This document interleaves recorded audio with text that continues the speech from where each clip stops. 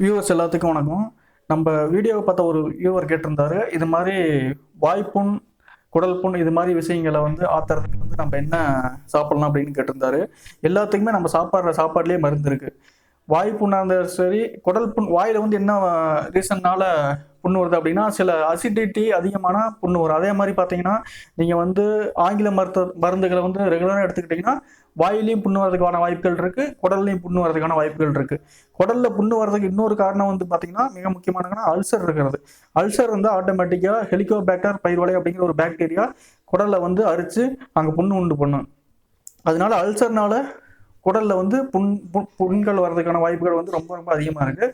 So வந்து இதை நம்ம எப்படி சரி பண்ணுறது அப்படிங்கிறத பற்றி நம்ம இப்போ இந்த வீடியோவில் பார்க்க போகிறோம். இது வந்து ரொம்ப பெரிய கஷ்டமான வேலையெல்லாம் கிடையவே கிடையாது. நம்ம வந்து ரெகுலராக மணத்தக்காளி கீரை இருக்குது பார்த்தீங்களா, இதை சாப்பிட்டோம்னாவே போதும், வாய் புண்ணும் குடலில் இருக்கிற புண்ணும் சரியாயிடும். ஒருவேளை குடலில் வந்து அல்சர்னால புண்ணு வந்துருந்தால், அல்சர் உண்டு பண்ணக்கூடிய பாக்டீரியாவை நீங்கள் வந்து ஃபஸ்ட்டு வெளியே எடுத்துட்டு அப்புறம் வந்து இதை சாப்பிட்டீங்கன்னா புண்ணு ஆட்டோமேட்டிக்காக சீக்கிரம் ஆறிடும். ஸோ வந்து இதை எப்படி எடுத்துக்கிறது அப்படின்னா, இதை வந்து பச்சையாக நல்லா வாஷ் பண்ணிவிட்டு பச்சையாக சாப்பிட்டாவே வந்து மிகப்பெரிய அளவில் பெனிஃபிட்டாக போய் முடியும். நம்ம வந்து இதை சமைச்சு சாப்பிடணும்னு தேவையில்லை, பச்சையாக சாப்பிட்டாவே போதும்.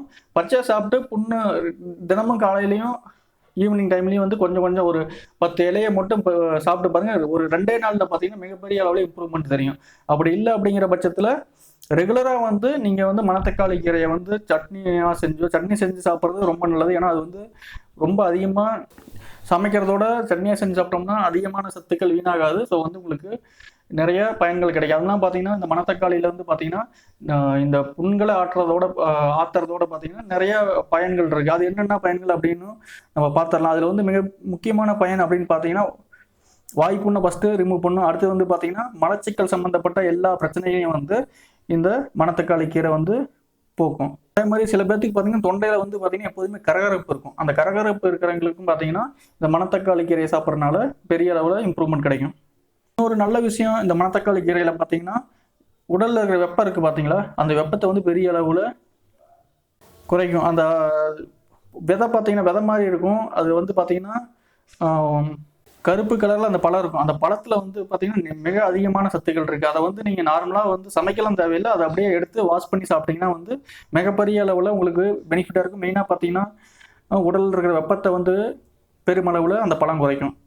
அதே மாதிரி பார்த்தீங்கன்னா கை காலில் வர வலிகள், அது இல்லாமல் சரும அலர்ஜி, அது இல்லாமல் பார்த்தீங்கன்னா சிறுநீரகத்தில் ஏற்படுற கோளாறுகள், அதாவது சிறுநீர் கழிக்கிறதுக்கு வந்து சில பேர்த்துக்கு வந்து பார்த்தீங்கன்னா ஒரு டிஃபிகல்ட்டி இருக்கும். அந்த மாதிரி விஷயங்களை வந்து ஈஸியாக குணப்படுத்துறதுக்கு வந்து மணத்தக்காளி கீரை.